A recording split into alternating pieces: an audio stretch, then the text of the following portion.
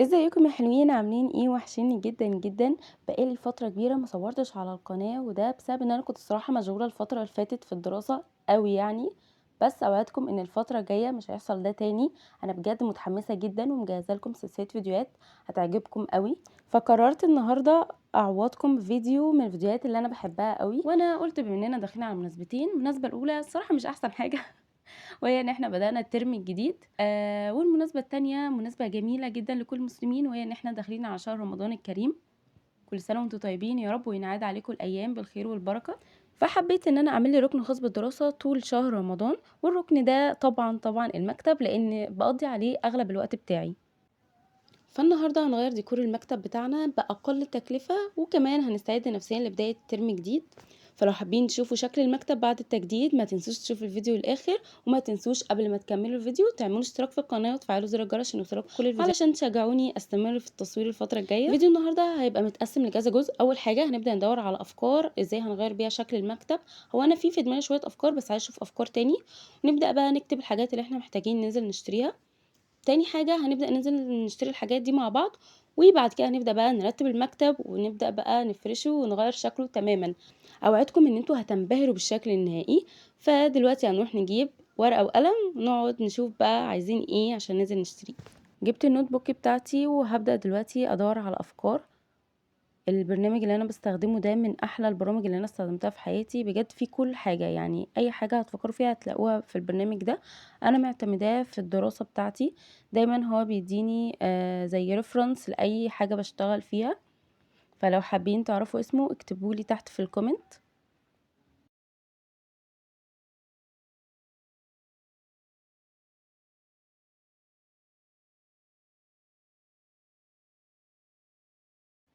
خلصت خلاص، جمعت شوية افكار وكتبت الحاجات اللي انا محتاجة اشتريها.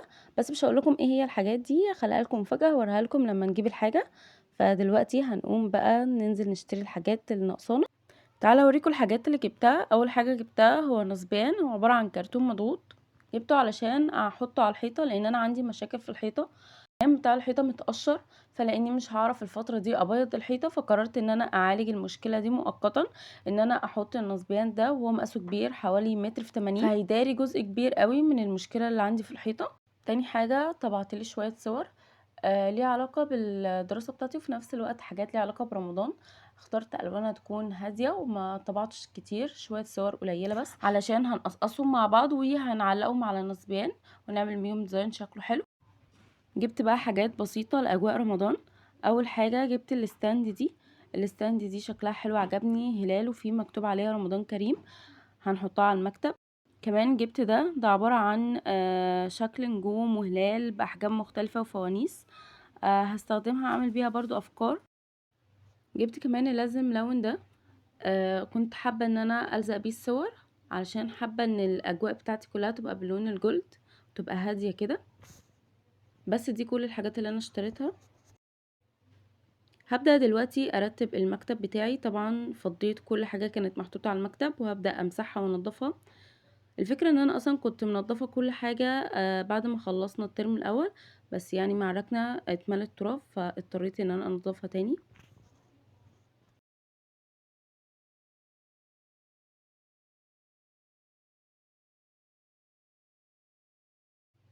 هنبدأ دلوقتي بقى نقصص الصور مع بعض. قصيتهم كلهم وهبدأ بقى دلوقتي افكر هلزقهم ازاي. هبدأ بقى دلوقتي احاول اشوف لهم طريقة نرص بيها تبقى طريقة حلوة. طبعا الموضوع خد مني وقت، كنت عمالة اشيل واحط واغير الترتيب وافكر واعيد لحد ما رسيت على فكرة في الاخر خالص هتشوفوها.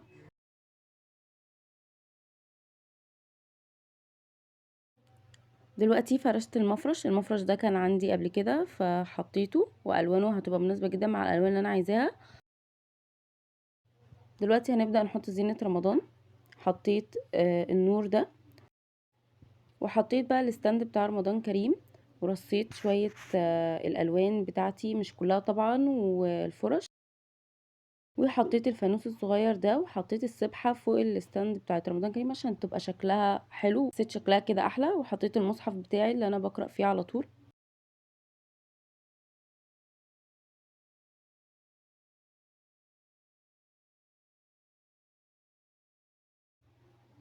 يلا بينا اوريكم الشكل النهائي بعد ما خلصت رص كل حاجة. بجد الشكل طلع تحفة، انا ما كنتش متوقعه انه هيطلع حلو كده.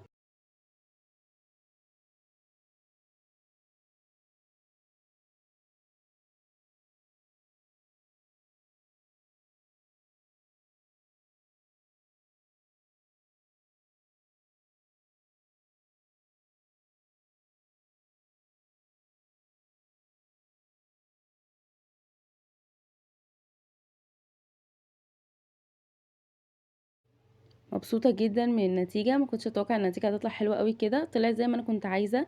يعني اجواء هادية ورمضانية في نفس الوقت وليها علاقة بالدراسة. عملت كده يعني اجواء اللي انا كنت عايزاها بالظبط. حبيت ان انا اعمل الكورنر ده لاجواء رمضان واحط فيه الحاجات اللي ليها علاقة برمضان. الفانوس الصغير، المصحف، الستاند بتاع رمضان كريم. هنا حطيت كده زي شمعة في النص تنور لي الجزء بتاع الجزء التاني، علشان الجزء التاني نوعا ما مفيهوش اضاءة. حبيت ان انا احط بعد جنبه حاجات اللي هي الالوان والفرش بتاعتي، ما حطيتش كل حاجه، الباقي شلته عشان يبقى المكتب فاضي ما يبقاش زحمه.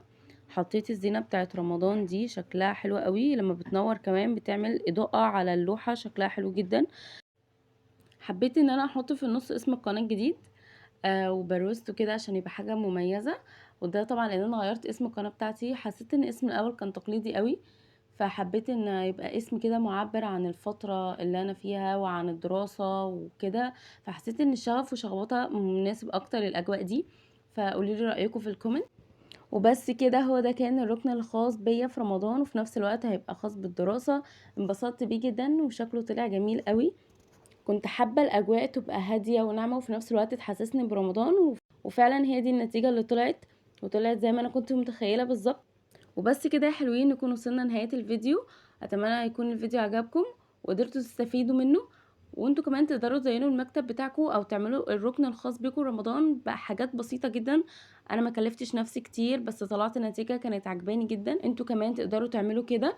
لو وصلتوا لحد هنا يا حلوين، شكرا جدا على المتابعة، ما تنسوش لايك وشير عشان اصحابكم يستفادوا، واشتركوا في القناة وفعلوا زر الجرس عشان يوصلكوا الفيديوهات الجديدة وعشان تشجعوني استمر في التصوير. ان شاء الله الفيديو الجاي هيبقى فيديو حلو جدا، هقولكوا فيه ازاي هننظم الوقت في رمضان وازاي نقدر نواظب بين الدراسة والعبادة، وازاي ما نحاول ما نضيعش الوقت في رمضان قدر الامكان. وهكلمكم عن تجربتي فيه وايه المشاكل اللي كنت بعانيها في شهر رمضان وازاي قدرت احلها. بس كده يا حلوين، هسيبكم دلوقتي تتفرجوا على اجواء المكتب واحنا قافلين الانوار، واشوفكم في فيديو جديد. باي باي.